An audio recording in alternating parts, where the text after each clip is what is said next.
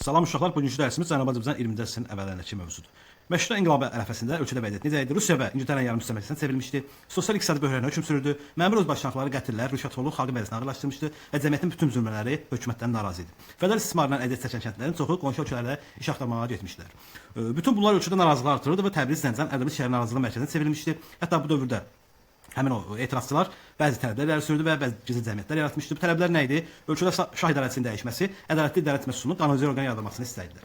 Məşrutə inqilabın başlamasına baxaq. 1905-də 1905-ci dekabrında Təbrizdə baş nazir Eynül Dövlənin şəkərin qiymətinin bahalaşmasını bəhanə edərək 17 taciri həbs etdirməsi və onların tuşlarını qarət etdirməsi məşrutə inqilabına qığılcım oldu. Və bundan sonra da əhali əsasında Cənubi Azərbaycan şəhərlərində bazar dükanları bağladılar və müqəddəs yerlərdə bəstəyə oturdular.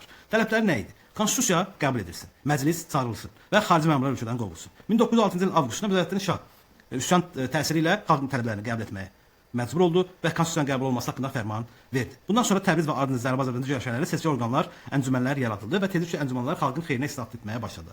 Təbriz əncüməni islahatlarına baxaq. Məhkəmə şəhər nəzarət gücləndirildi, maarif və məktəb inkişaf sahəsində tədbirlər görüldü, şəhəri müdafiə etmək üçün varlar üzərinə müharibə xərcatlı vergilər qoyuldu, yaradılan xüsusi komissiya çörək bolluğu, ucuzluq və gözlənilən zülmlərə qarşı taxıl ehtiyatı yaratmaq üçün bəzi ambarlar möhürləndi, kəndlər buğda, arpa gətirilməsi təşkil olundu və bunun nəticəsində də əncümənin təyin etdiyi qiymətə çörəkləri verilən və ya taxıldan bişirilən çörək əhaliyə ucuz satılmağa başlandı.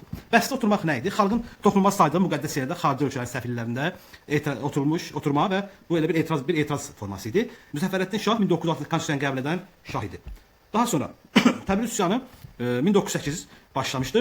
1906 dekabrında ölüm yatağında olan Müzəffərəddin Şah hər birinci səs hazırlanan konstitusiyanı imzaladı. Lakin 1907-ci ilin yanvarında taxta çıxan oğlu Məhəmməd Əli Şah əvvəlcə atasının imzaladığı konstitusiyanı tanımadı və inqilabı yatırmağa, iştirakçılarını isə cəzalandırmağa çalışdı. Bu xəbər tezliklə Təbrizə yayıldı və 1907-ci il fevralda Təbriz tələbələri teleqrafxana tərəfindən toplaşdılar. Tələbə və nümayişlərin qiyməti qətiyyəti qarşısında şah geri çəkməyə məcbur oldu və konstitusiyalı əlavələrlə birlikdə imzalamağa məcbur oldu. Bir il keçmədən 1908-ci il əvvəlində şah aranı sakitləşmə məqsədi ilə bəzi zəhvlər etdi. Bunlar nə idi? Şahın göstərilə Qazax dəstələri Tehrandakı məclis binasını Azərbaycan nümayəndələrinin yerləşdiyi binanı top ateşlərinə tutub dağıtdı. Buna cavab olaraq Səttarxan başçılığı ilə Təbrizdə silahlı üsyan başladı. Səttarxan könüllərdən ibarət federasiya yaratdı və hərbi şura təşkil etdi. Bu hərbi şura sözünü yadda saxlayacaqlar. Bu hərbi şura biz deyəcəyik ki, 1920-ci il mayın 25-31-də Gəncə üsyanında İsteriyə qarşı, bir də 1837-ci ildə Quba üsyanında Çar Rusiyasına qarşı biz bu şuranı görəcəyik. Ali hərbi şuranın rəhbəri Səttarxan və onun müavini Bağırxan təyin edildi. 1908-ci Təbrizdə silahlı üsyan zamanı baş verən döyüşlər nəticəsində Səttarxanın fədailəri şahın silahlı qüvvələr üzərində parlaq qələbə qazandı və xalqın nifrət etdiyi vali Səməd xan başda olmaqla bütün şah məmurları Təbrizdən qovuldu və Təbriz əks inqilabçılardan təmizləndi. Səttarxanı millət, yəni xalq, Sərdar Milli, onun yaxın köməkçisi isə Bağırxanı Salari Milli adlandırmağa başladı. İndi Məşrutə inqilabının yatırılmasına baxaq. 1911-ci il Şah hökuməti İran inqilabını yatırmaq üçün üsyanın genişlənəcəyindən narahat olan Rusiya və İngiltərədən kömək istədi və 1910-cu ilin martında fədailəri təşkil məqsədi ilə Səttarxana Bağırxanı Şah paytaxta dəvət etdi. Şaha inanan Səttarxan qan tökülməsini artıq istəmirdi və buna görə danışıqlar getməyə məcbur oldu. Tehranda Səttarxan ilə Şah hökuməti arasında əldə olunan razılığa baxmayaraq onun və adamlarını xaincəsinə hücum təşkil edildi və ağır yaralanan Səttarxan geri qayıtmaq istəsə də o Tehranda ev dustağına çevrildi. Cənubi Azərbaycanda Rus qoşunları Şahın fəal çıxışına imkan vermədi. Yəni xarici tələbləri qorumaq bəhanəsi ilə əks inqilabçılar Təbrizdən təmizlənmək üçün Təbrizə hücum olundu və Təbrizdə şiddətli döyüşlər baş verdi. Bu döyüşlər 1911-ci il dekabrına qədər davam etdi və Təbriz artıq bu belə deyək inqilabçılar tərəfindən inqilabçılar döyüş oldu və bu Təbriz elə bil üsyanı yatırıldı.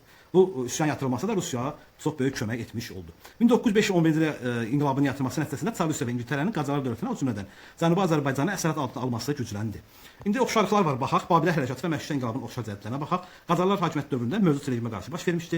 Zəncən şəhərində etiraz çıxışları olmuşdu hər iki inqilabda, hər iki üsyanda. Birinci Rus inqilabı və Məşrutə inqilabının oxşar cəhətlərinə baxaq. Eyni ildə mövcud rejimə qarşı başlamışdı. İnqilab zamanı hökumət gücə əl ataraq gözə əl atdı, seçki orqanı yaratdı və seçkiyə keçirilmiş inqilabi silahlı üsyanlar baş vermişdir.